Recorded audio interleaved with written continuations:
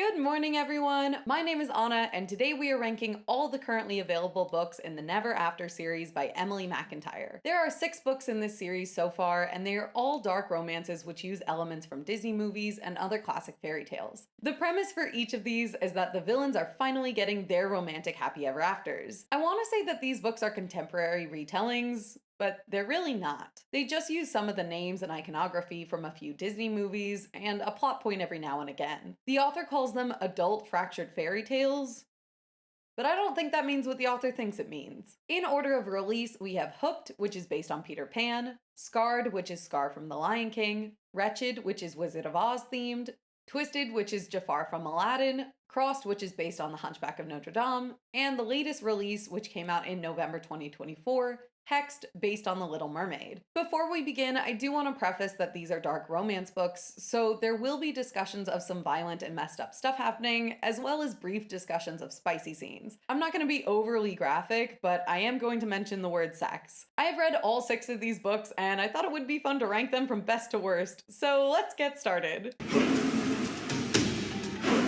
In first place, we have Scarred, which is a dark romance retelling of The Lion King with Scar as the main love interest. This was the second book released in the series, and right off the bat, I have to say that I was completely and utterly shocked that this was my favorite book. From the second I heard there was a sexy book about Scar from The Lion King, I knew I had to read it, and I thought for sure it was going to be bad, but I ended up completely loving this one. Not only that, but I genuinely think it's better than any of the other Never After books. This is the only book in the series that is not a contemporary romance. Instead, the book is set in what is essentially England in the fictional kingdom of Gloria Terra, which the book says means glory of the earth, and I'm being nitpicky, but that translation is wrong. It should be Gloria de la Tierra, but whatever. We are told that the year is 1910, but the way people talk and dress feels a lot older than the early 1900s. It comes across more like the Tudors rather than Downton Abbey, which is actually set in 1912. I don't know if this would technically be categorized as fantasy dark romance or if it's historical fiction dark romance. I think either label would fit. Whatever the case, the fantasy setting really helps. I initially thought this book was going to be dumb because The Lion King is just Hamlet, so if you take away the lion part, what you're left with is just Hamlet. But no, despite the fact that everyone in this book is a human and not a lion, it still manages to feel like The Lion King. So here's the plot. Prince Tristan Fossa is the younger brother of King Michael Fossa, who is a philandering meanie. Michael recently killed their father by putting poison in his ear, and now he is the king, but he's haunted by the ghosts of their dead father. Their kingdom stretches as far as the eye can see, and the bad part of town is called the Shadowed Lands. And I absolutely love this. The book comes with a little map of Gloria Terra, and I don't want to be a jerk, but this map is so funny to me. It basically gives you no information, and I love it. The story kicks off when King Michael's future wife arrives at the castle. Sarah Beatro is the cousin of the king's head advisor Xander, and despite being intended for Michael, she ends up falling for Tristan, a tattooed smoker bad boy who everyone calls the Scarred Prince behind his back. The main plot, aside from the romance, is very loosely the plot of The Lion King. Prince Tristan and his pack of hyenas, which is what his group of rebels is called, are planning a coup to overthrow the corrupt king. Meanwhile, Sarah plans to marry Michael and then kill him so that her family can claim the throne as revenge for King Michael killing her father. I felt like this was a solid premise, and I enjoyed watching Tristan and Sarah's plans merge. They have the same goal, so once they fall in love, they can work together to defeat Michael. Tristan has a nephew named Simon, who is the unacknowledged illegitimate son of the king. He has a soft spot for Simon, and they have some very cute interactions together, which I like. Simon is our Simba character, so even though I found him cute, I was fully prepared for him to die at any time. No, fool, we're gonna kill him. And Simba, too. But he doesn't, which was refreshing. Sarah is assigned a stoic guard named Timothy, who is our Timon character, even though he doesn't talk at all for most of the book, which is very un-Timon-like in my opinion. Nathan Lane's performance doesn't give me strong silent vibes.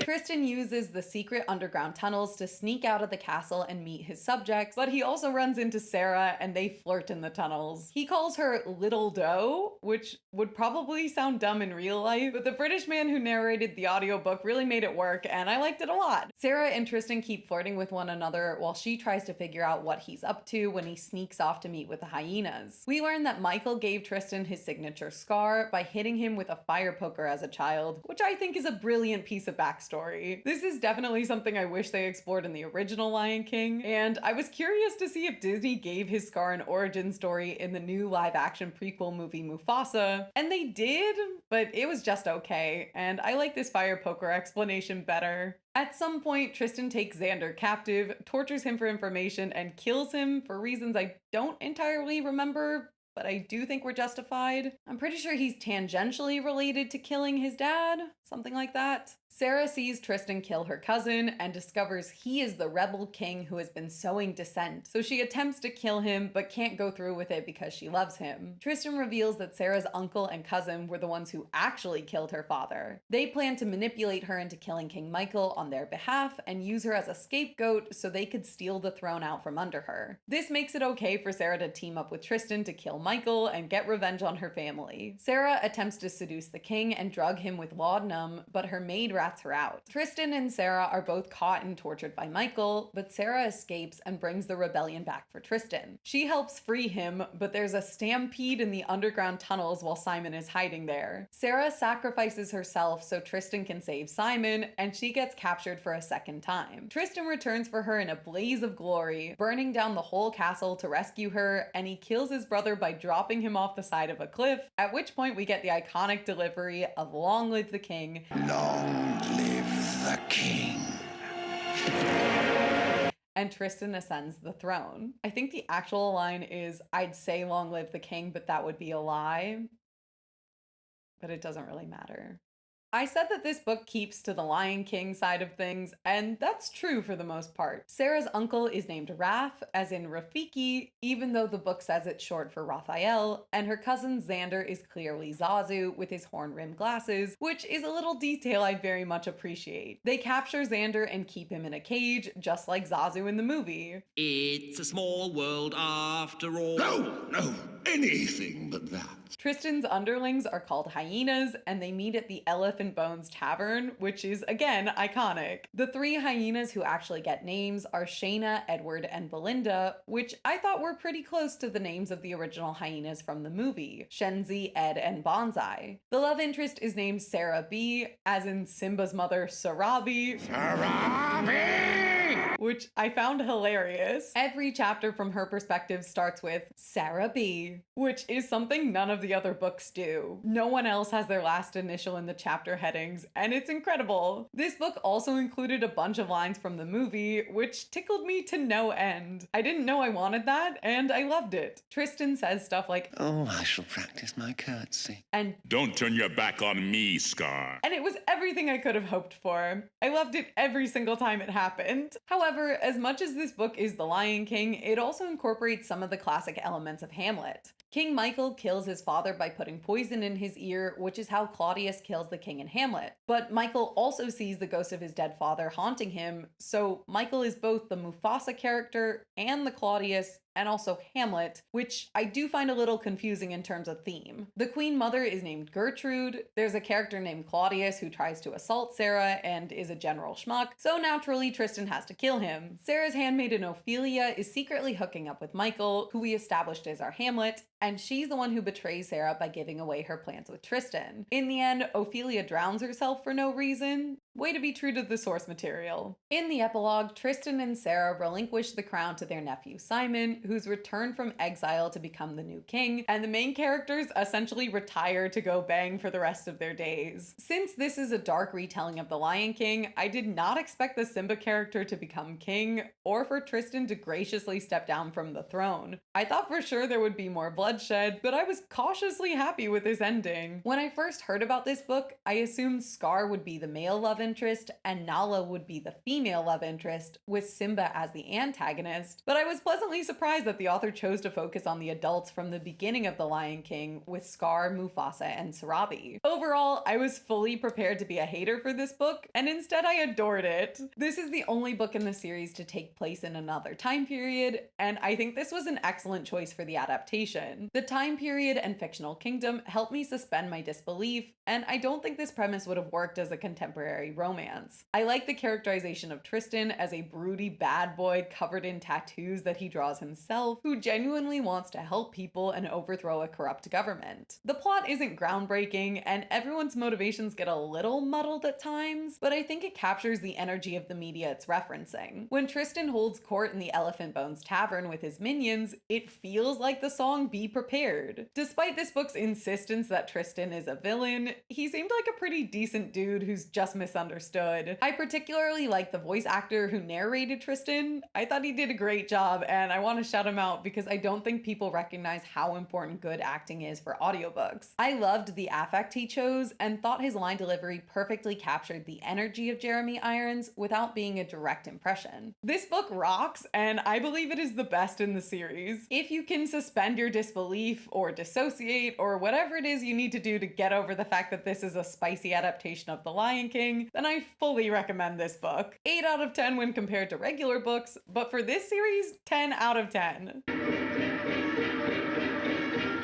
In second place, we have Wretched. This was the third installment of the Never After series, and it is the only book in the series that is not based on an existing Disney movie. Wretched takes inspiration from The Wizard of Oz. Now, technically, Disney did make Oz the Great and Powerful, but this book doesn't use any of those characters, so I think it's just regular Wizard of Oz. And I have to say that this is probably the weakest book in terms of adaptation. There's not a lot about this book that justifies it being a retelling or reimagining of The Wizard of Oz. There are a couple terms and names that are taken from the source material, but there's nothing that really screams Wizard of Oz. If the author changed 2 of the names, I would have had no clue what this was inspired by, and it could have just been a regular non-adaptation dark romance book. In this villain story, the Wicked Witch gets the guy. Initially, I thought this book would take the same route as the musical Wicked, in which the Wicked Witch of the West is named Elphaba, and she and Galinda the Good Witch of the South are vying for the attention of popular hot guy Fiyero, who eventually becomes the Scarecrow. But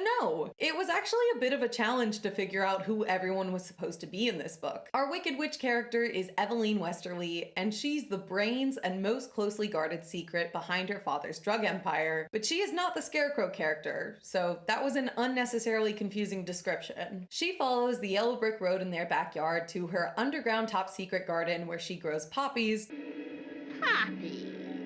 to create their proprietary blend of drug, Flying Monkey, which is basically just heroin, but it has a fun name. Her love interest is Nick Woodsworth, which just based on the name immediately gave me Tin Man vibes, but I'm still not 100% sure that's who he's supposed to be, and we'll talk about why after I do a brief plot breakdown. The main plot is thus. Eveline meets Nick at a bar in Chicago while she's in disguise, and they hook up in the bathroom immediately after meeting. Nick is assigned to infiltrate her father's drug empire by going undercover as a jewelry expert named Braden, and he starts courting Eveline's younger sister Dorothy to gain the family's trust. He is tasked with figuring out who their supplier is, which is Eveline. Her father keeps several lackeys around the house to do his bidding, so Nick becomes a fixture in Eveline's home. They have a bit of an enemies to lovers thing where she initially dislikes him because she thinks he lied to her when they first hooked up, and he can't be into her because she's a villain drug lord while he's a good guy cop, and apparently that's a conflict of interest. Nick and Eveline torture a few people who attempted to rip them off and bond through their shared experience of violence. They banter and share a love for poetry, which they whisper to each other while they do the deed. Eveline tells Braden she loves him, Dorothy lets slip who their supplier is, and Eveline follows Nick back to his DEA hideout and discovers he is a cop, blowing his cover. He is removed from the job, but doesn't tell anyone that Evie is the supplier. After a little more plot development and Nick going AWOL, Eveline kills Dorothy by melting her in acid because she murdered their older sister, and she kills kills their dad because he's abusive and sucks. The DEA is closing in on their operation, and we get the twist that Evie's best friend Cody was also a cop who was trying to catch her, but he was unrelated to the stuff going on with Nick's group. Nick shoots Cody to help Evelyn escape, and in the epilogue, they meet up in Ireland to live happily ever after together. Nick makes custom furniture, and Evelyn works as a writer because she loves books and poetry. Back to Nick. In the original book, the Tin Man character is called the Tin Woodsman, and his real name is Nick Chopper. So Nick Woodsworth seems like a very direct allusion to the Tin Man, even though it doesn't make sense in the context of Wretched. Based on the premise and previous two books, I initially thought Nick was going to be the Tin Man, and he was going to be a non-romantic type who's essentially heartless, and the misunderstood Wicked Witch character makes him believe in love. The heart is not judged by how much you love,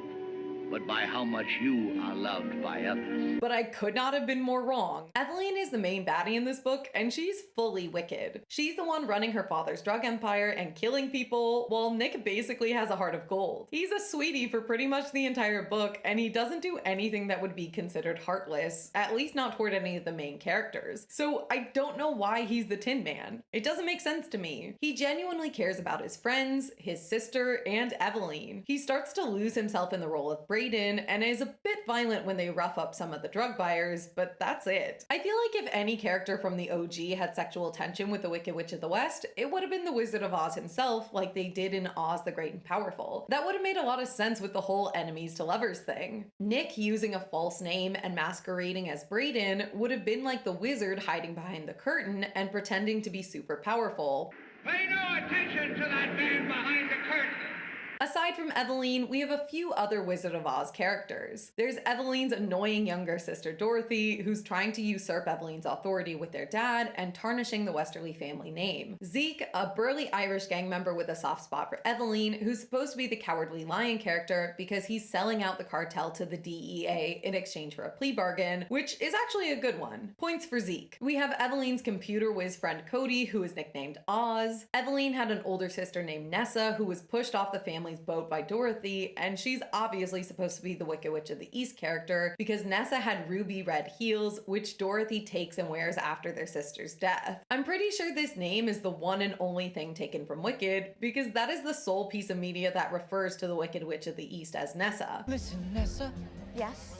Nessa? However, in this version, Nessa is short for Vanessa, whereas Nessa from Wicked is named Nessa Rose. The author further supports my theory by having Nick's sister be named Rose, so I do think she was referencing Wicked. I was surprised to find that this book didn't really have a Glinda character. Like, technically their mother is named Glinda, but she died off screen before the book began and doesn't act as the Glinda character in any capacity, which I found odd. Even if she's not in a lot of the movie, Glinda is an integral part of the original film. Evelyn's dad is supposed to be the Scarecrow character, but that also doesn't really make sense because he's not the brains of the operation and he's not dumb. He functions more like the muscle of the group, which isn't the predominant character trait of any person in The Wizard of Oz. Overall, I was pretty disappointed that these names and characterizations didn't line up with the source material. Obviously, the author was embarrassed to call people Scarecrow or Tin Man, but this is a bit of a dumb line to draw. Like, it's fine for the Wicked Witch character to kill her sister by melting her in a vat of acid. But calling someone lion was apparently a bridge too far. They're in an underground drug cartel, so I thought they could all have code names to justify the weird monikers, but I was disappointed. I didn't feel like anyone had the traits of the characters they were modeled after. Oz and Zeke were the only two who even came close, and Evelyn didn't have any monkeys. I know the drug is called Flying Monkey, but I kind of wanted her to have a pet monkey, or to call her minions monkeys. But that might have gotten racially charged, so maybe it's for the best she didn't include this. The weakest parts of this book were the Wizard of Oz elements, which felt really stilted and didn't add anything to the story. And there's also the weird epilogue. I get that Evelyn wants to see Ireland, but she's a criminal and she should have escaped to a foreign country that doesn't have an extradition agreement with the US. Ireland is not set up enough to justify them knowing to find one another there. They also quote poetry to one another during the spicy scenes, which I disliked, but they're being so earnest about it that I had a hard time hating. Other than that, I really really like this one. It is the shortest book in the series, which meant that we just had to keep moving along. There was no time to linger, and I really like the way the plot progressed. These two have great chemistry romantically and in the spicy scenes, which sounds like the same thing, but I promise you it is not. I enjoyed their banter and the way their relationship evolved over the course of the book. Character growth and development is something I always seek in my media, so this one was a real winner for me. 7 out of 10. We've made it to the almost halfway mark for the series, and as such, we are now no longer in the good zone. It's not quite bad territory, but it's not good either. In third place, we have Hooked. This one is purely middle of the road for me. Hooked was the first novel in the series, and I think the author was still trying to work out some of the kinks and figure out exactly how bad she wanted these villains to be. James Barry is the owner of the Jolly Roger Bar, and he also runs an underground network of evildoers that protect the city and also sell drugs. His entire family was killed in a plane crash after Peter Michael sabotaged their flight. He was raised by his abusive uncle who goes by the alias Croc and wore crocodile skin boots paired with a ticking pocket watch. This book is set in Miami in the modern day, and I find that very silly. Every time I describe something that sounds absurd or goofy, just remember that we're in Miami in 2022. Our story begins when Peter moves to Miami and begins encroaching on Hook's territory. James is called Hook because his preferred weapon for killing people is a curved knife, but I think that's such a cop-out. Give me a contemporary dark romance where he has a hook for a hand. Don't be a weenie. Peter is a famous entrepreneur and the owner of Nev Airland Airlines, which I hate, and he's also a drug dealer who traffics in heroin called pixie dust, which is fine. He has one daughter, Wendy, who he calls his little shadow, and a 16-year-old son named John, to whom he seems apathetic at best. His assistant, Tina LaBelle, is annoying and she sucks. This is intentional. The author knows she sucks. I wasn't just saying that to be mean. Everything kicks off when Wendy goes to the Jolly Roger Bar for a night out with her friends. James sees her and instantly wants to bang her as revenge against her father, but he is a man of ambition, so he also hopes to kill her father in front of her. Reach for the stars, my guy. James semi-harasses Wendy by following her to the coffee shop where she works and later killing a man who was rude to her. She eventually agrees to go on a date with him, and he takes her to his private yacht, the Tiger Lily. In my opinion, it's stupid that his boat is named the Tiger Lily. The bar should be called the Tiger Lily, and the boat should be the Jolly Roger. The boat already has a name. On his misnamed boat, we meet Mr. Smee, who is Hook's assistant? Maybe? He's always around the boat at least. James takes her virginity, which is a trope I'm not a big fan of. I only like virginity tropes in comedic settings like Hocus Pocus. Are you a virgin? Look, I'll get it tattooed on my forehead, okay? Wendy is super doe-eyed and innocent to the world, which is also not my favorite, especially in dark romance, because it means the female main character is usually not going to advocate for herself sexually or otherwise, and is going to be treated poorly by the male main character, which is definitely the case here. John is sent off to boarding school, and James goes with them to bully the headmaster into taking care of John, which is supposed to be sweet, I guess. Moments later, James discovers his best friend Rue was killed after attending a secret meeting at Cannibal Cave, which is a really clever twist on Cannibal Cove.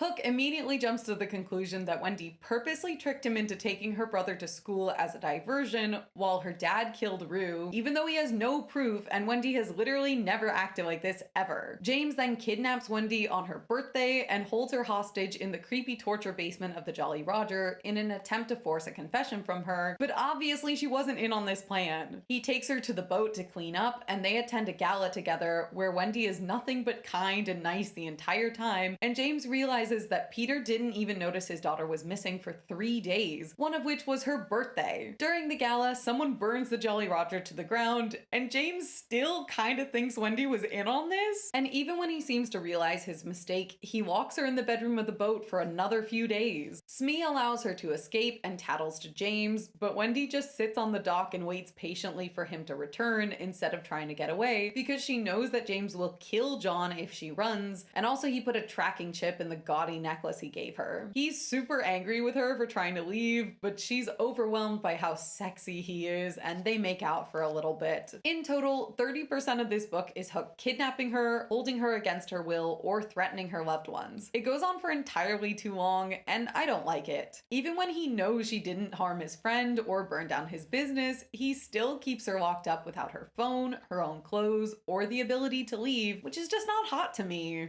Arrgh. Wendy keeps wanting to forgive James because she's physically attracted to him, and that's simply not a good enough reason for me. Also, she's a virgin, so she has no point of reference to know that she can find literally any other man and probably be a lot happier than she is with Hook. There's no reason for her to find this particular man so appealing when he's nothing but awful to her, unless she secretly likes being punished, and that's not supported by the narrative. Eventually, Wendy is kidnapped again, this time by Tina LaBelle, and James goes to get her from Cannibal's Cave, and it turns out that Mr. Smee was the bad guy all along. He's James's secret cousin, and he wants to kill Wendy as revenge for Hook murdering his dad, aka Croc. Smee is the one who set fire to the Jolly Roger and killed Rue. Peter and Tina are there because they teamed up with Smee to take down Hook, but when he threatens Wendy, Peter shoots Smee instead. Then there's this whole thing where Wendy realizes her dad doesn't really love her, saying, "My dad tricked me, used my brother to get me here, and allowed Tina to abuse me and tie me up. That's not love." But this realization falls totally flat for me because you know who did the exact same thing? James! He only started pursuing her so he could kill her dad. He held her captive for over a week and threatened her brother's life multiple times. That's way worse than Peter allowing his assistant to tie her up for an hour. Peter admits that he killed Wendy's mom after she cheated on him with Hook's dad and got pregnant with John, which is why he's always so cold to John. And he killed Hook's parents by setting up the plane crash, so he is a bad guy. But kidnapping was not the angle I would have chosen to prove that Peter is the worst villain. Go with the murderer angle. Duh. There's another little standoff before Wendy shoots Tina and her own father to protect her shitty boyfriend. After the funeral, they semi-adopt John now that they're all half-siblings,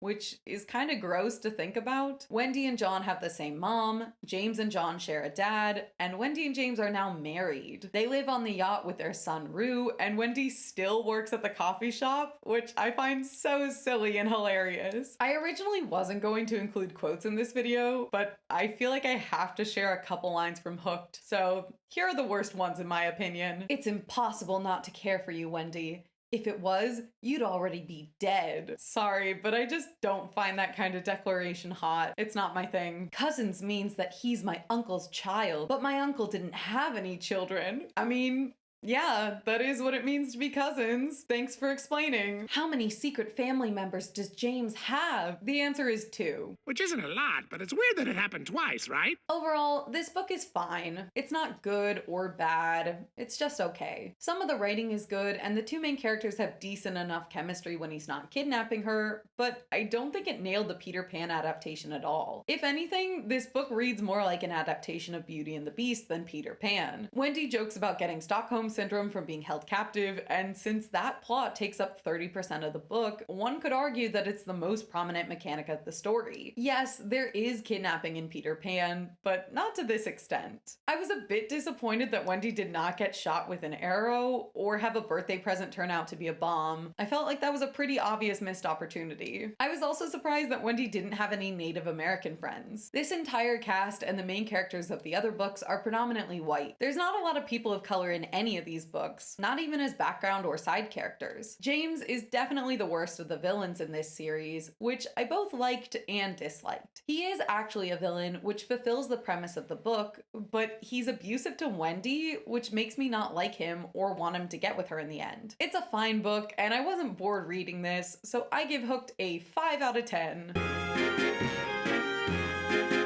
In 4th place, we have the newest addition to the Never After universe, Hexed, a sexy retelling of The Little Mermaid where Ursula gets the guy. The plot of this book is so all over the place that I'm having a hard time synthesizing it into something that makes sense. But I'm going to try anyway. My apologies in advance. Vanessa Anderson is an underling for her mob boss Uncle Trenton, known as the King of the Sea because he runs the largest shipping empire in the southern United States. When she and her cousin Arya find a man dying on the banks of the Hudson River, Vanessa helps rescue him, but lets Arya take all the credit. 1 year later, heir to a hotel and mob empire, Enzo Marino is set to marry Arya after their mob boss fathers arrange their engagement. Enzo doesn't necessarily want to be with Arya, but he feels indebted to her for saving his life when he was mysteriously attacked and left for dead last year. Enzo and Arya visit the small South Carolina town where she grew up for their engagement party, and Enzo falls instantly in love with Vanessa and can't get her out of his head. That voice. I can't get it out of my head. Vanessa is tasked with showing Enzo around the town because her uncle wants him to build a new Merino hotel nearby. They play some carnival games and ride the Ferris wheel, even though Enzo's afraid of heights. They have a flirtatious back and forth, but keep reminding themselves that Enzo is engaged to Vanessa's cousin and nothing can happen between them. Vanessa runs the family's bar called The Lair, and when she catches a guy counting cards in the seedy basement gambling den, she and Enzo torture him with venom from her pet stonefish. They discover the man was sent by the New Jersey Mafia, which may or may not have authorized the attack on Enzo last year. Arya invites Vanessa's abusive father, who beat her mother to death in front of her on her birthday as a child, to Vanessa's 25th birthday party, and Uncle Trenton acts distant and unsympathetic toward Vanessa the entire time. Enzo abducts her dad and delivers him to Vanessa as a birthday present for her to torture and kill, but the dad claims he didn't kill Vanessa's mother, and he thinks it was done by the person he owed money to, which turns out to be Uncle Trenton. Vanessa puzzles out that her uncle sucks and never cared about her when he gives Arya a priceless family painting that Vanessa loves at Arya and Enzo's engagement party. So Vanessa snaps, takes Enzo to the bathroom, and they get handsy, but they don't kiss or have sex because Vanessa has a thing about not kissing, which is weird for a romance book. They get caught by Uncle T, who kicks Vanessa out and banishes her from South Carolina. Banished and exiled and practically starving. Back in New York, Enzo's mob boss father is super paranoid and thinks everyone is listening to his calls, which is semi-true because Arya did tap Enzo's phone. The dad is furious Enzo didn't hold up his end of the bargain by marrying Arya, but also gets over this very quickly. Vanessa finds Enzo in New York and they immediately bang, and he lets her change all the furniture in his apartment so he doesn't have to sleep where he was banging her cousin like 2 minutes ago. Gross. Enzo's father reveals that Vanessa killed Enzo's older brother and tells him to kill her in retaliation or he will. Enzo feels super betrayed, but he can't kill her, so he leaves to visit his brother's grave. His dad shows up and shoots Enzo's best friend before Enzo kills his own father and becomes the new mob boss. Meanwhile, Vanessa gets kidnapped by Enzo's disgruntled assistant and taken to the basement of the lair back in South Carolina. The connection between this random employee and the uncle's business is tenuous at best. Vanessa's best friend Fisher betrays her and hands her over to Arya for torture. This is so convoluted, but Uncle T lied and said that Fisher and Arya had a baby together and he was going to kill her unless Fisher spied on Vanessa, but there is no baby, so this is stupid. Sorry, this is supposed to be the factual part of the review. Just when Fisher releases Vanessa, Enzo bursts in and fatally shoots him. It turns out Uncle T killed Vanessa's mother and withheld all the money and property that should have been hers. As revenge, Enzo, Vanessa, and Bastion hold Arya captive, and when Uncle T comes in, Bastion shoots him. Vanessa uses venom to destroy Arya's vocal cords and banishes her from South Carolina. Less than 4 pages later, Arya breaks into their New York apartment and attempts to stab Enzo while he sleeps, but Vanessa kills her instead. Enzo and Vanessa get married and live happily in New York. The end. If you thought that synopsis was long, I promise you the book was longer. This book had a hard time incorporating elements of The Little Mermaid, and every time it did, it felt completely forced and awkward. Before Enzo and Vanessa kiss for the first time, he thinks to himself, when Trenton breaks off the engagement between Arya and Enzo, she begs him not to, saying, "Daddy, I love him!" When Arya is hovering in the doorway of the bar, Vanessa says, "Don't lurk in doorways. It's creepy." The ending confrontation between Vanessa, Trenton, and Arya is the most directly comparable to the movie. Vanessa has Arya chained to the table, and Trenton says she can have him instead. He accidentally shoots the fish tank that holds her pets, and she cries, "Babies! My poor little poopsies," which feels so weird and out of character. The reason why this behavior works for Ursula in the movie is because she's completely over the top and dramatic. Body language. She talks like a Shakespearean actor at all times. In my day, we had fantastical feasts. Vanessa is a regular 25-year-old with trauma. She isn't fun or dramatic. She's completely normal, so these little bits of drama are incongruous with her contemporary characterization. Vanessa's best friend Fisher is the Flounder character. He has a blue mohawk and he's a coward former drug dealer, which I guess is all there is to Flounder. The second in command of Trenton's business is Bass, which is short for Bastion, but he doesn't have a Jamaican accent or anything. He just wants Vanessa to be more aware of her surroundings, which is not the characterization of Sebastian from the movie, who is a composer that gets stuck babysitting and is a bit of an accidental tattletale. What about humans?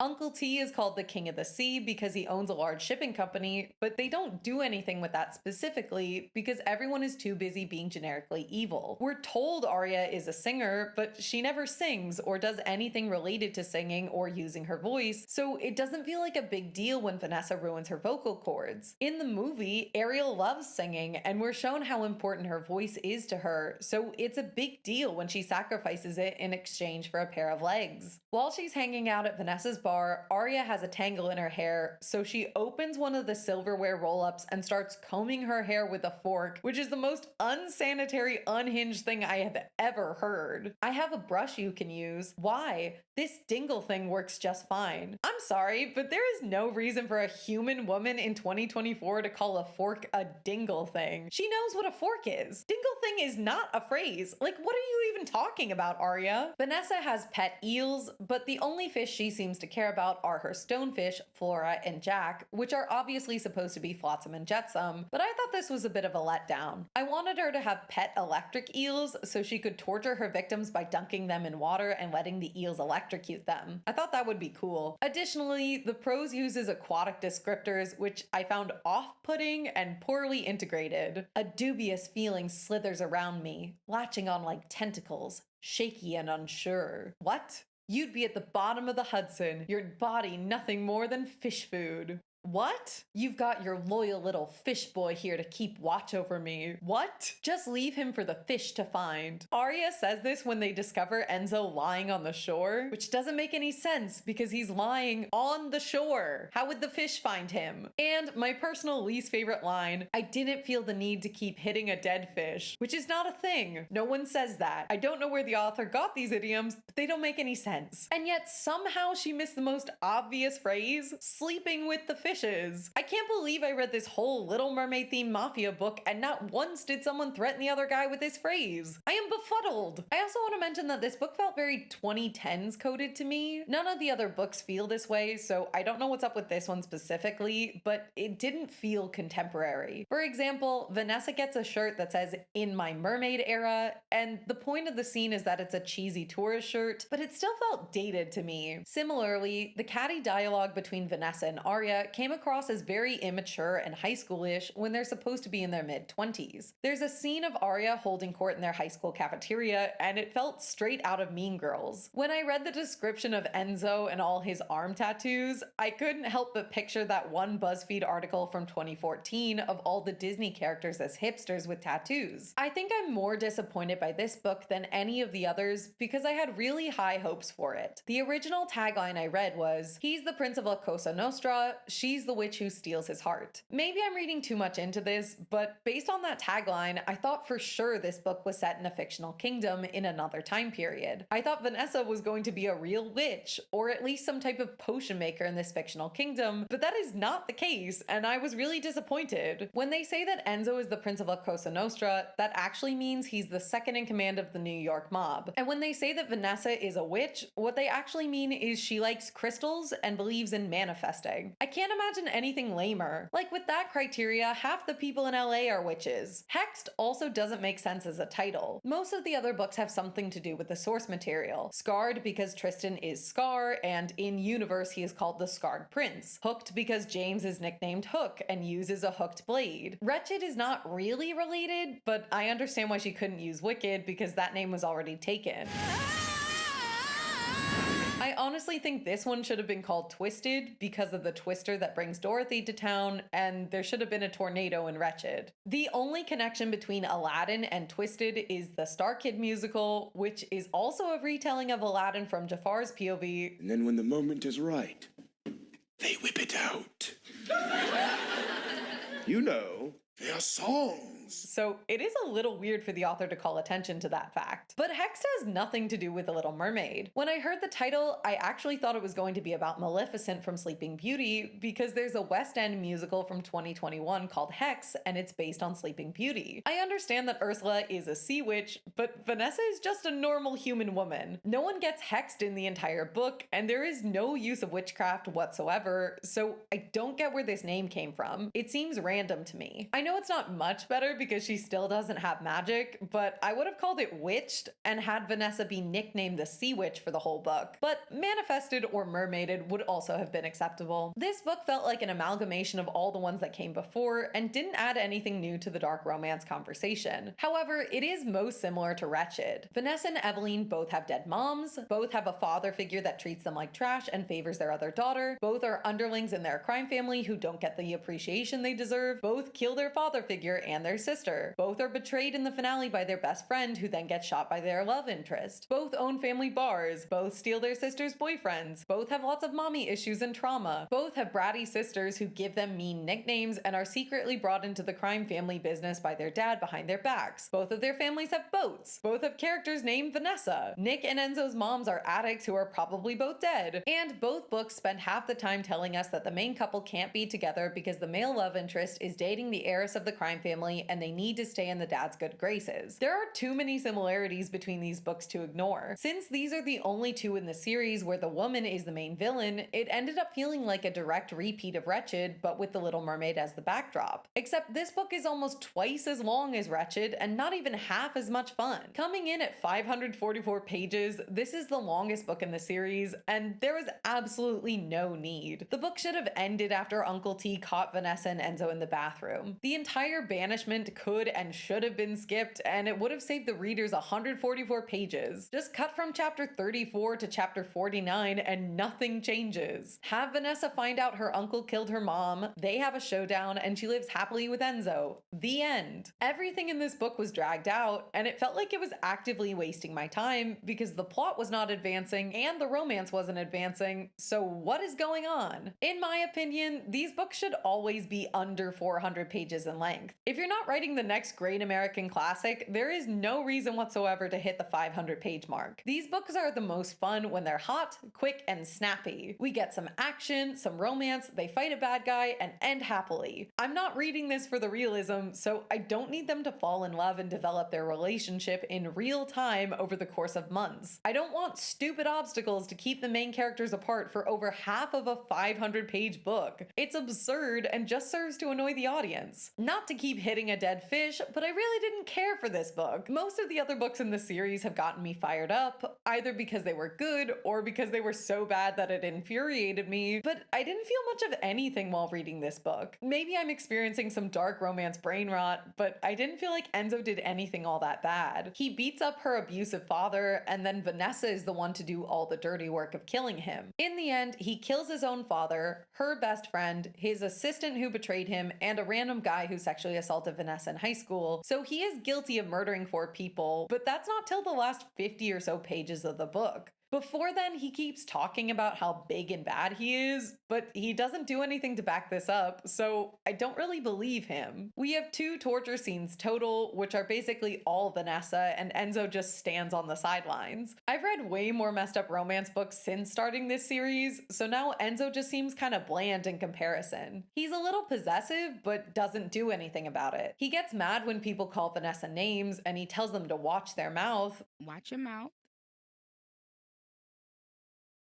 But he doesn't step in with actions, and he often resigns himself to accepting circumstances he doesn't like, which makes him seem like a pushover and annoying. He's all talk, and that's not good for a supposedly scary mob boss. He insists that he's a tough guy, but he cowers whenever his dad issues a command, and he's afraid of a Ferris wheel. It's a classic case of telling and not showing. In Wretched, it's fine that Nick isn't a bad guy, because we know he's an undercover cop who wants to do the right thing. Enzo is a mob boss, so there's no reason for him to pull his punches. Even in the spicy scenes, he's completely vanilla. He focuses on her pleasure, which is not a bad thing at all. I'm very supportive of female pleasure, but there's nothing in his bedroom behavior that I would qualify as dark romance. I actually found myself dissociating during the spicy scenes because I found them really boring and generic, and the other dark elements in this book felt out of place. Enzo kills 2 people in the epilogue, and I was genuinely shocked because this came out of nowhere. I felt felt like the author wanted to write a regular romance book where the main characters go on Ferris wheels and play at the beach, but was pressured by her publisher to add some vague mafia stuff, and that's why all the darker parts of this book are so weak and underdeveloped. When I was a kid, I loved Prince Eric. I thought he was super cute and he had a dog, so that made him my favorite Disney prince. But now I feel like he's pretty boring and uninteresting. Eric is mostly there to prop up Ariel's desires. He doesn't really want anything, and he doesn't have much of a personality in the film. His only goal is to find Ariel, and then when he has her, to not lose her. Grim, I lost her once.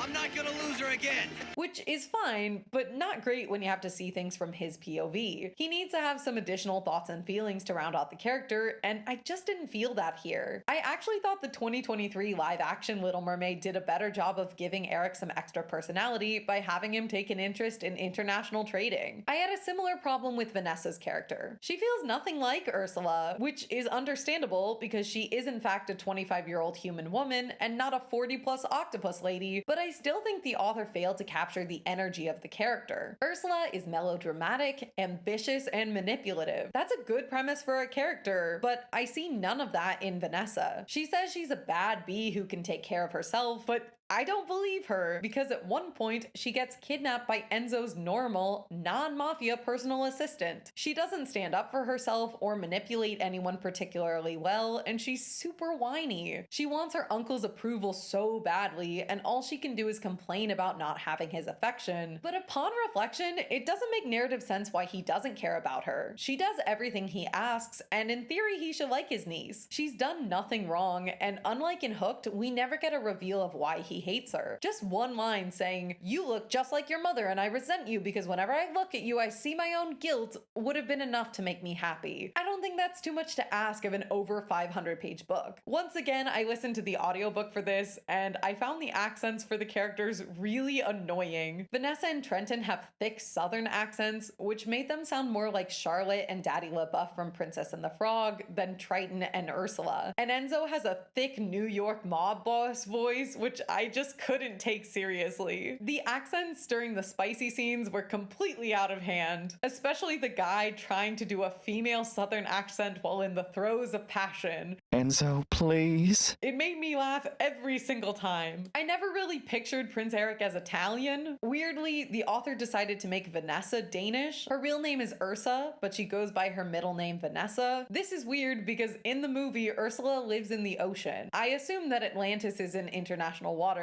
so she is not a citizen of any nation. Prince Eric is Danish, but Ursula is a fish. Interesting choice. Even though there was a year between Crossed and the release of Hexed, this book still felt very rushed. I got the impression it needed more time to cook, or maybe it just needed a harsher editor to cut off at least 20%. Despite how long it is, I don't actually feel like they adequately set up and paid off anything. In the prologue, Vanessa kills a man named Joey in a hotel room. Then, after she and Enzo hook up, she randomly starts spouting cryptic nonsense about how Enzo is going to hate her when he learns the truth. Even worse than that, really, I'm a lie, not that he knows the truth. It turns out she killed his brother at the beginning of the book, but the brother's name was Giuseppe and his nickname is Peppino. So how is the audience supposed to know that Joey was his brother? The dad explains in the moment through clunky dialogue that Joey was the anglicized nickname for my son Giuseppe, but no one in the family calls him that, which is really something. She didn't seem to realize who Joey was until after hooking up with Enzo, so it doesn't make any sense because no one in the family calls him Joey, and she doesn't see a photo of him or anything. She just randomly seems to remember that she killed his brother for the sake of drama. It's finally revealed that Trenton sent Vanessa to kill Giuseppe because Enzo's father wanted him dead because he was paranoid?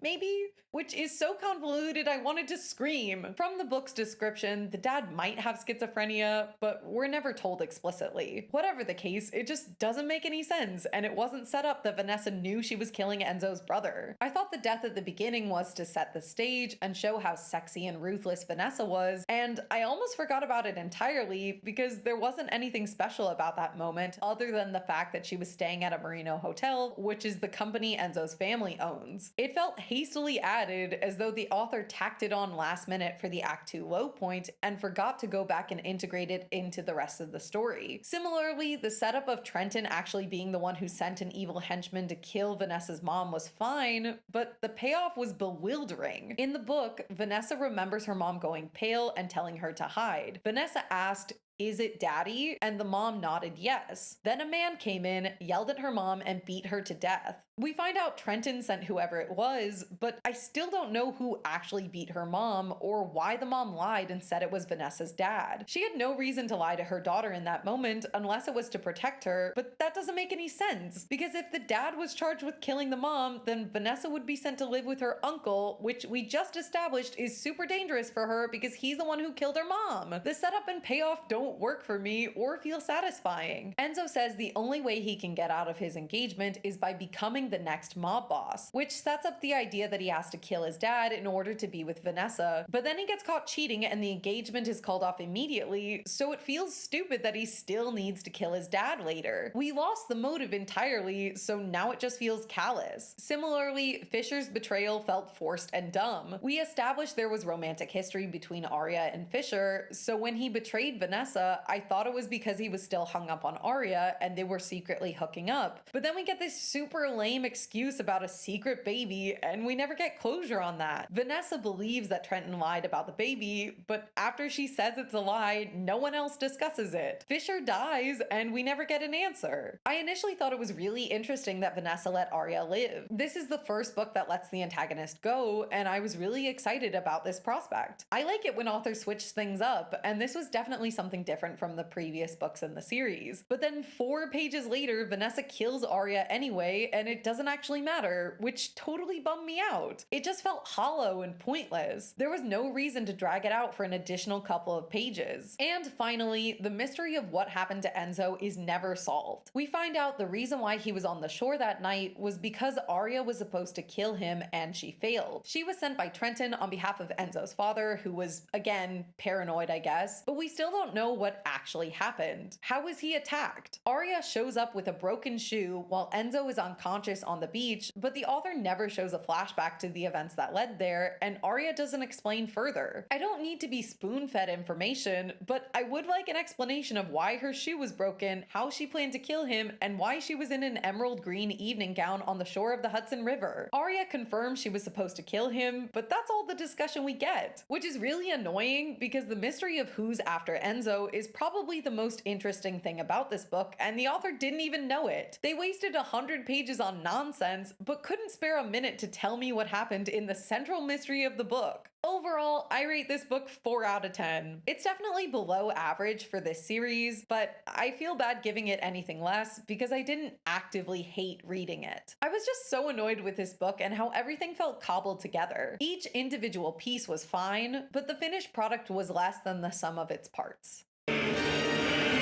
Number 5, Crossed. This is the penultimate book in the series and my second least favorite overall. I could have phrased that as the 5th best in the series, but I did not because that would be a lie. This book is vaguely based on The Hunchback of Notre Dame, only this time instead of Judge Claude Frollo and Esmeralda, we have Father Cade Frederic and Amaya. Father Cade is a Catholic priest working at the Notre Dame Cathedral in Festivale, Vermont, which I find hilarious. I love the idea that Vermont has a mini Paris for no reason. Amaya is the town outcast after her mom abandoned her and her autistic little brother Quentin. She moonlights as an exotic dancer named Esmeralda in order to pay her bills and stave off the advances of Parker, a wealthy man about town who abused Amaya's mother and essayed Amaya as a child and now wants to marry her for some unknown reason. Amaya has a best friend named Dahlia who's supposed to be the goat character, and she gets murdered by Parker. Man, what a thankless role. The goat didn't die in the Disney version. I was actually surprised that this book went with the version of Claude Frollo as a priest figure. In the original Victor Hugo book, he's the Archdeacon of Notre Dame, but in the Disney book, he's a judge and justice minister who is slightly removed from the church. Since the other books in this series tend to stick close to the Disney version of events, I was surprised to find the author made this departure, even if it is small. Cade is a serial killer who murders people he believes have the devil inside them,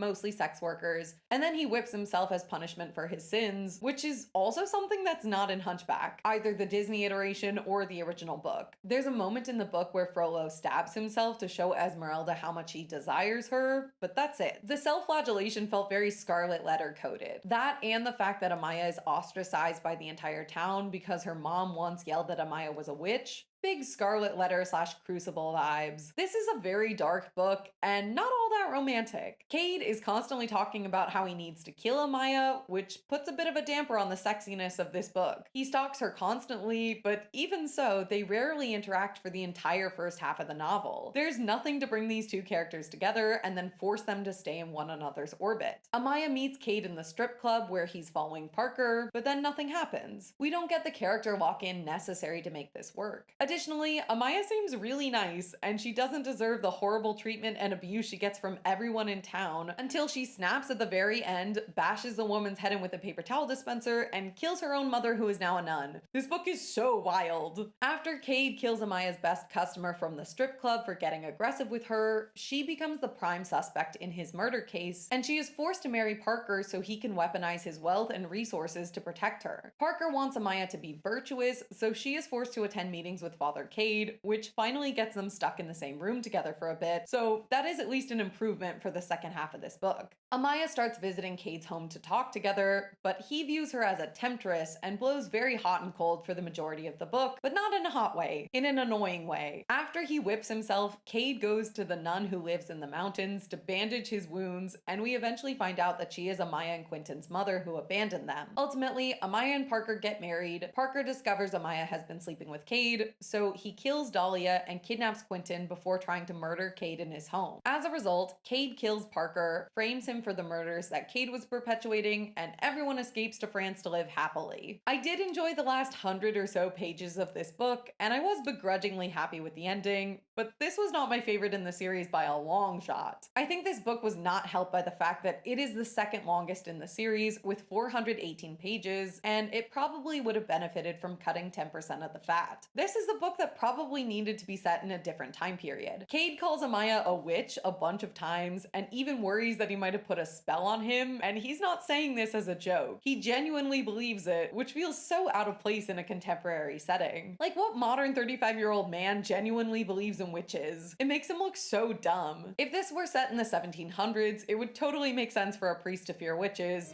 Such a clever witch. But it felt silly in a modern context and took me out of these scenes. I don't think religious trauma is my thing, and I did not feel good reading the passages that use scripture or religious iconography. There's a scene where Father Cade is giving communion, and Amaya gets on her knees in front of the entire congregation in a very obvious allusion to something else that requires getting on your knees, and that was a bridge too far for me. Hot take, but I don't think priests would be very good in the sack. Something about not being with a woman ever makes me guess that they would be bad lovers. I know there are a few good-looking priests in media, like the hot priest from Fleabag or Ewan McGregor in Angels and Demons, but those are movie stars and not real clergymen, and I don't get the appeal otherwise. There's also a lot of stalking in this book, which some people might find triggering. I do not, but it was kind of annoying. Cade follows her to and from work, and he thinks about her all the time. He gives up on killing her around the midpoint, which was a relief because A, we all knew he wasn't going to do it, and B, it made him seem more likable. The bar really is on the floor with these men. Most nights he stands outside her window and watches her for hours, and it's supposed to be okay because she knows he's out there, so that definitely makes this creepy weird behavior acceptable. This is the third book in the series to give the terrifying male lead a soft spot for children, and at this point I wish they would shake it up a bit. Cade is kind to Amaya's brother Quentin and defends him against bullies. This behavior is supposed to endear him to us, but it really is the bare minimum. Oh wow, he isn't terrible to a child with special needs. My hero. The bar is once again on the floor with these men. All of these books have over-the-top nicknames. Tristan calls Sarah Little Doe, Julian calls Yasmin Gatina, Enzo calls Vanessa Piccola Serena, which literally means Little Mermaid, and I hate it. But in this one, Cade calls Amaya Petite Pécheresse,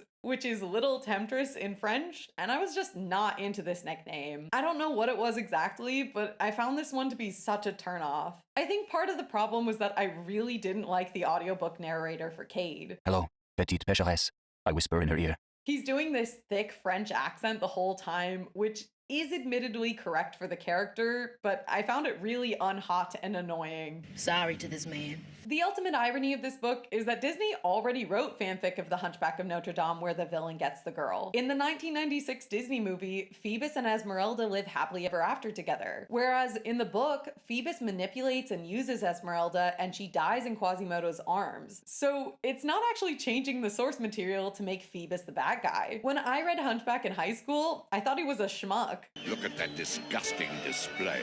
Yes, sir. Parker is supposedly a smarmy guy, but his motivations are inconsistent. He took advantage of Amaya when she was a child and wants her for his own, but he also subscribes to the Catholic ideas of marriage and fidelity and wants to marry her in the eyes of the Lord. The main reason the author does this is so that Amaya can inherit all his money after he dies, but I feel like this would be dubious in the eyes of the law. A poor stripper marries a super rich man and then a few days later he dies under suspicious circumstances and she inherits everything. Sounds sus to me. That being said, I do think this book is on par with the 1996 Disney movie in terms of fan fiction. Cade and Amaya were fine, but they didn't have the electric chemistry I was hoping for, and the religious elements were gross to me. This is the only book to have anyone face consequences for killing, which was also weirdly annoying to me. Amaya is clearly being discriminated against because she's a poor, marginalized woman working in a stigmatized, sexualized job, but the book isn't really interested in exploring that. It just uses her plight to force her into marrying Parker, which felt dumb and unnecessary. Even though Parker sucks, it made sense for her to marry him if she wasn't going to run away and leave this terrible town, which was the main solution I was rooting for. I do want to give credit where it's due. This book is the most closely aligned with the source material. Unfortunately, I dislike that source material. This book had a shorter distance to fall than the others. I was really disappointed with Hexed because I love The Little Mermaid and think Ursula is a cool villain. I have close to zero thoughts or feelings about Judge Claude Frollo from Hunchback. I like his villain song about how he's a narcissist and nothing is his fault. It's not my fault. I'm not to blame. And I like that one TikTok clip that went around. You are deformed and you are ugly. I think this book hits the mark by feeling a lot like Hunchback of Notre Dame. Unfortunately, it accomplishes this by being boring, meandering, and overly long, just like the Hunchback of Notre Dame. The police involvement and serial killer problem are both realistic and tedious, but mainly, I can't get over how uninteresting the first half of this book was, and for that, I have to rank this one a dismal 3 out of 10. If you're desperate to read it, go for it, but aside from the final book on my list, you can read any of the others and you'll have a better time.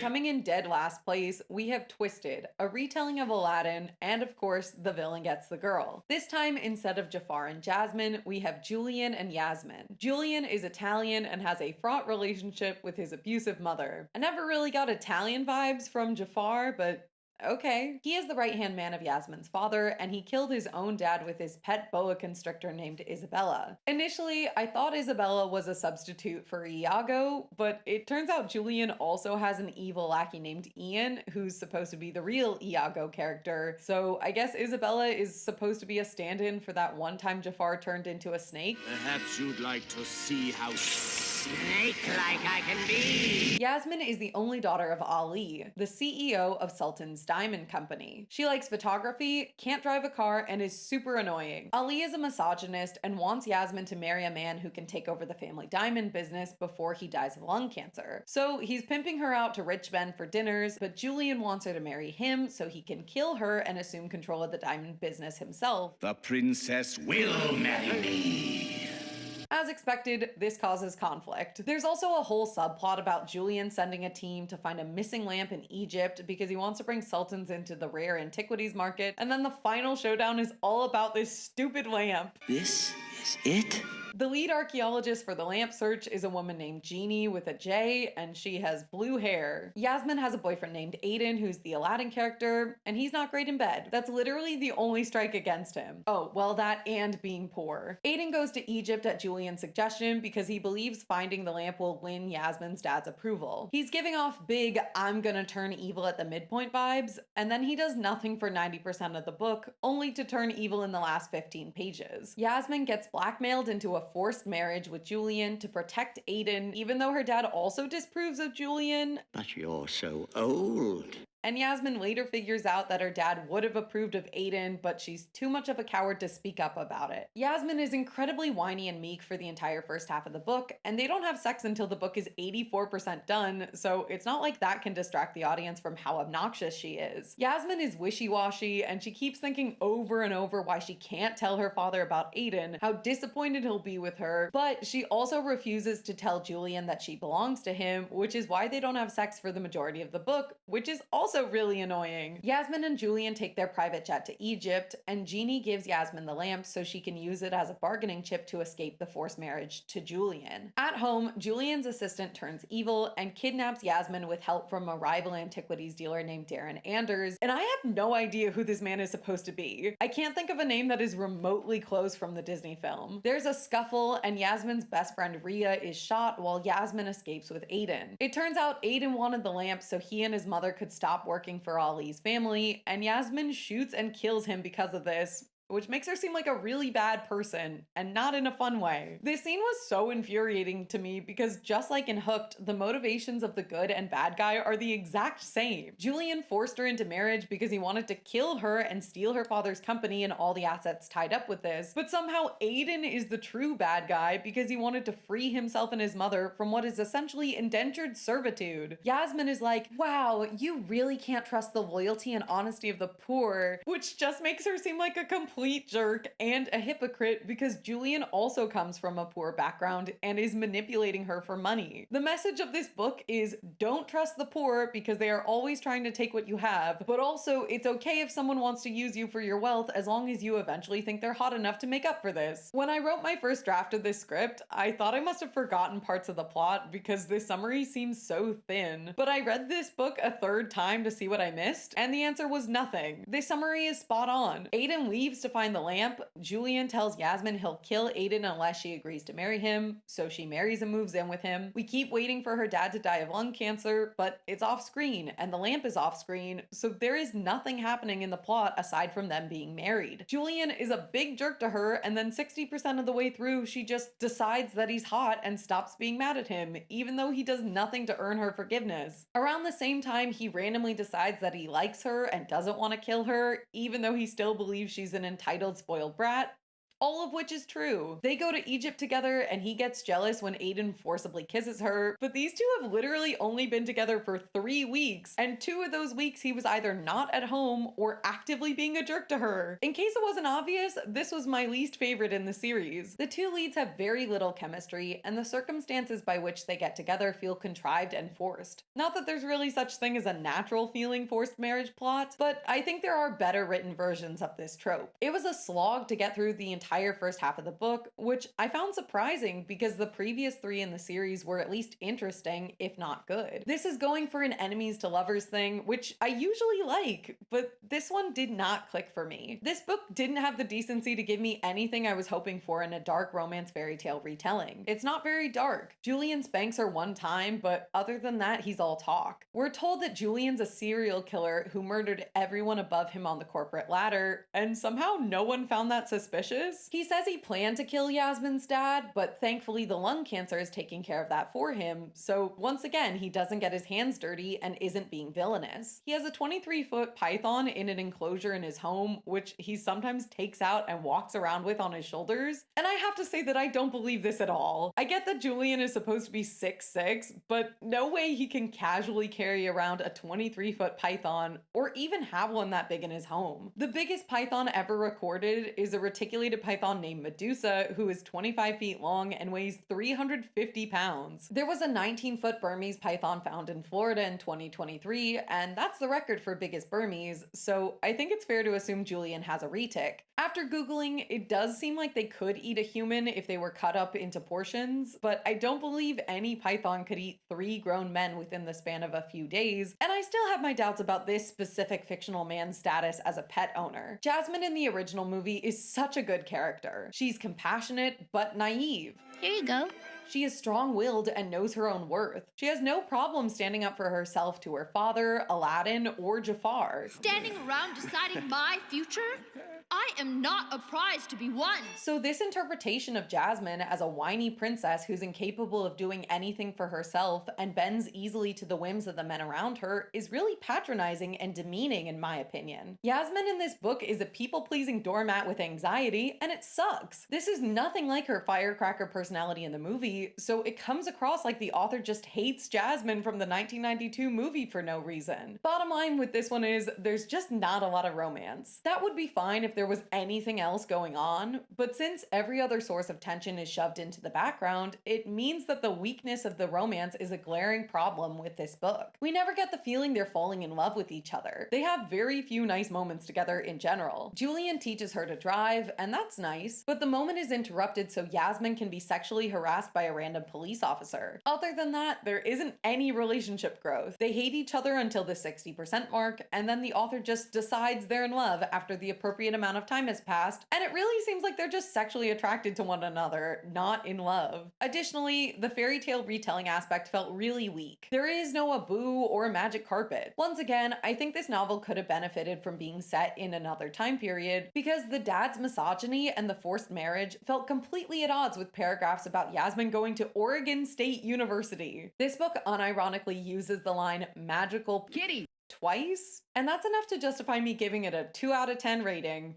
Overall, I don't think the dark romance Disney retelling genre is for me. I'm not a big fan of dark romance in general because I don't think it manages to walk the line between fearing the male lead and desiring him. It usually crosses into him being a genuinely terrible human being too often for me to root for him to get the girl in the end. Most of the time, they either don't make the MMC a real villain, so he's just a sociopath, or they make someone else an even bigger villain, so the guy looks better in comparison, with the exception of Twisted, which believes that being poor is the ultimate evil. It's hard to have a villain as a protagonist while maintaining their evil ways and also making them not quite relatable, but at least desirable to the audience. The author wants us to like the guy because he is going to ultimately get a happy ever after, so that makes it difficult. If they go too far with the evil behavior, then the audience won't root for them. But if they don't do anything evil, then they're not really a villain and it's no longer a dark romance. By giving us scenes from the guy's POV, the author has to justify his behavior somehow and make most of his killing or evil acts less evil in order to endear him to the love interest and the audience. This is mostly done through a tragic backstory involving someone harming their loved ones. In Hooked, James's family was killed by Peter. In Hexed, Vanessa has the same background but with her uncle. And in Wretched, Twisted, and Crossed, the protagonists all had abusive moms.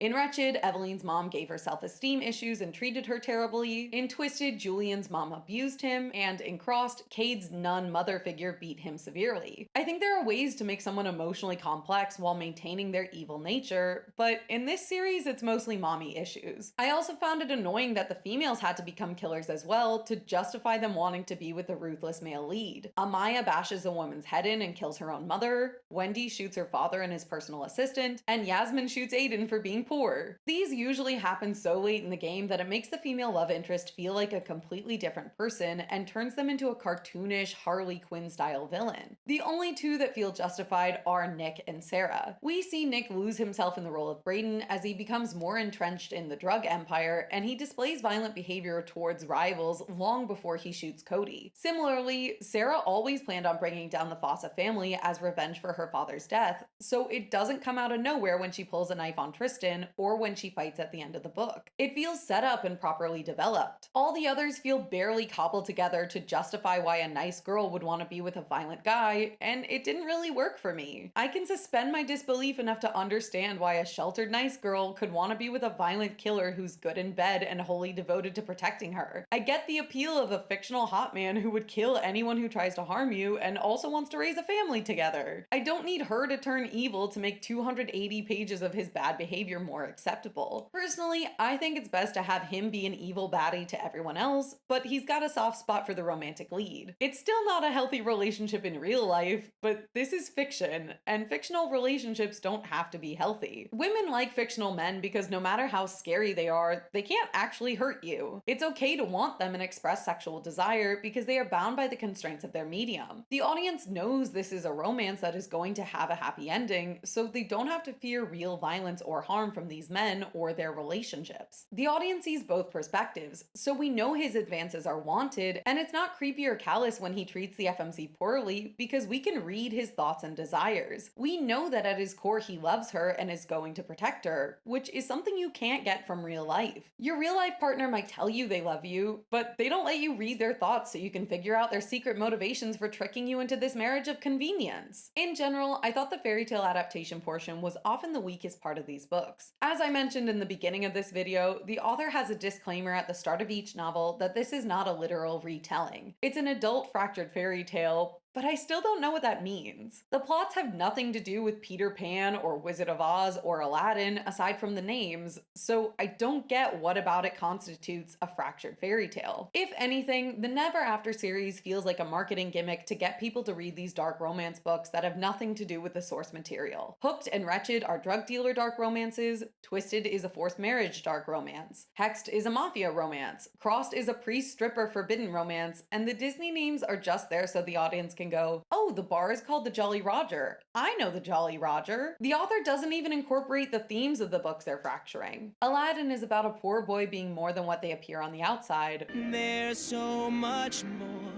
to me. But in Twisted, being poor means you're automatically evil and bad at sex. The Wizard of Oz is about courage, brains, heart, and the importance of home, but in Wretched, the main character kills the remainder of her family and ends up mostly alone. It serves no narrative purpose, and it doesn't follow the plots of these stories, so why is it here if not for the novelty? I said at the beginning that I read Scarred mostly because I heard there was a sexy book about Scar from The Lion King, so it worked. They got me. I was hooked, if you will. But I don't think these books are aided by the addition of Disney characters, which is a real disappointment. I feel like dark Disney retellings have a lot of promise, and this series squanders that potential. On a more positive note, I do want to acknowledge that dark romance can be hot. A lot of the spicy scenes are well written with good buildup and sexual tension between the main characters. I think the scenes in Wretched are the best written, if you're okay with the poetry reading, otherwise Scarred has the best scenes. People enjoy dark romance, and that's totally valid. I don't want anyone to feel like I'm yucking your yum. The Disney retelling aspect gives the audience established characters that we're already familiar with, so all the audience has to do is catch up with the details of this specific version of the characters, and then they can settle in for a good time. It's the same reason why people enjoy fan fiction. For some people, the Disney villains were their young adult sexual awakening, so it makes sense for them to want to see these characters in grown-up situations being hot. In my opinion, Captain Hook has been sexy, if not outright hot, in 90% of his on-screen depictions, and based off the fan art I've seen, I'm sure others felt the same way about Jafar and Scar. I don't think anyone had the hots for Claude Frollo, but I am prepared to eat my words. My official ranking for the series is Scarred, Wretched, Hooked, Hexed, Crossed, Twisted. These books don't have to be read in order. They are standalone romances that need no additional context, so you can jump around or skip books you don't like entirely, and it won't detract from your reading experience. If you're going to read all the books in this series, I recommend consuming media with a little more substance in between each one. When I reread them all back to back for this video, I found myself having some serious dark romance brain rot in real life. I just started blindly assuming all media I consumed was going to be enemies to lovers, and I had to step back for a minute. All that being said, I had a really fun time reading these books and writing reviews for them. Despite the fact that this genre isn't really my thing, I will probably read more of it. When I wrote this script, Hex had just come out, and we had no word on what's up for book 7. If Emily is watching this video, first of all, don't. This is not for you. And second of all, please write Gaston and Belle next. He could be an evil hunter of big game, and she's an environmentalist who loves animals a little too much. Honestly, I don't think she would ever write that because even though they're pitched as dark romance, these books are pretty vanilla, and I think this idea would be way too hardcore for the mainstream audience she's trying to capture. But maybe someday. Oh, never, never. Never? Well, maybe someday. My other pitch is for it to be a Tarzan romance where Jane is an anthropologist who ends up falling for her evil gorilla hunter coworker Clayton.